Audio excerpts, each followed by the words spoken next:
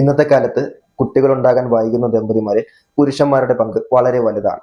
നമ്മൾ ഇന്നത്തെ ഈ വീഡിയോയിൽ ചർച്ച ചെയ്യുന്നത് പുരുഷന്മാരിലെ വന്ധ്യതയുടെ 4 പ്രധാന കാരണങ്ങളെക്കുറിച്ചാണ്.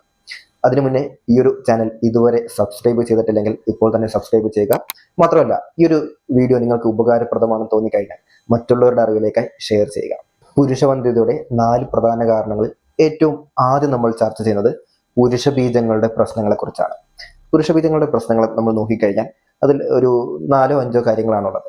അത് ഒന്നാമത്തത് ഈ പുരുഷ ബീജങ്ങളുടെ കൗണ്ട് കൃത്യമായിട്ടില്ലാത്ത അവസ്ഥയാണ്. അതായത് പല പുരുഷന്മാർക്കും സെമൻ ടെസ്റ്റ് ചെയ്യുമ്പോൾ കൗണ്ട് കുറവ് എന്ന് എഴുതി കാണിക്കും. അതായത് കൃത്യമായിട്ടുള്ള ഒരു അളവിൽ അല്ലെങ്കിൽ കൃത്യമായിട്ടുള്ള ഒരു എണ്ണത്തിൽ ഈ ഒരു പുരുഷ ബീജങ്ങൾ സെമനിൽ കാണുന്നില്ല. രണ്ടാമത്തെ ഒരു അവസ്ഥയായിട്ട് പറയുന്നത് ഈ ഒരു കൗണ്ടൊക്കെ ഉണ്ടെങ്കിൽ തന്നെ ഇവർക്ക് ആവശ്യത്തിന് ചലനശേഷി കാണത്തില്ല. ഈ ഒരു സ്പേം അല്ലെങ്കിൽ പുരുഷ ബീജങ്ങളുടെ ചലനശേഷിക്കുള്ള പ്രശ്നങ്ങളുണ്ട്. കൂടുതലും ഈ ഒരു ഇമ്മോർട്ടൽ അല്ലെങ്കിൽ ഡെഡ് എന്നുള്ള അവസ്ഥയിലായിരിക്കാം ഈ ഒരു പുരുഷ ബീജങ്ങൾ കാണുക. അത്തരക്കാരിലും പുരുഷവന്ധ്യതയ്ക്ക് നല്ലൊരു സാധ്യതയാണ്.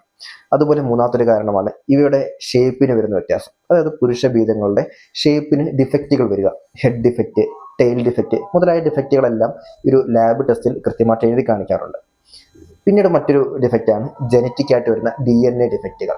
ഈ ഒരു DNA എന്തെങ്കിലും ഡിഫക്റ്റ് സംഭവിച്ചാലും പുരുഷ ബീജങ്ങളുടെ ക്വാളിറ്റി കുറയും. തൽഫലമായിട്ട് പുരുഷന്മാരിൽ വന്ധ്യത ഉണ്ടാവുകയും ചെയ്യും. രണ്ടാമത്തെ ഒരു കാരണം ഹോർമോണുകളുടെ പ്രശ്നങ്ങളാണ്. നമ്മൾ കഴിഞ്ഞ വീഡിയോയിൽ പറഞ്ഞതുപോലെ ടെസ്റ്റോസ്റ്റിറോൺ എന്ന ഹോർമോൺ പുരുഷ ബീജങ്ങളുടെ ഉൽപാദനത്തിനും പുരുഷന്മാരിലെ മൊത്തത്തിലുള്ള ലൈംഗികമായിട്ടുള്ള പ്രവർത്തനങ്ങൾക്കെല്ലാം വളരെ അത്യാവശ്യമാണ്.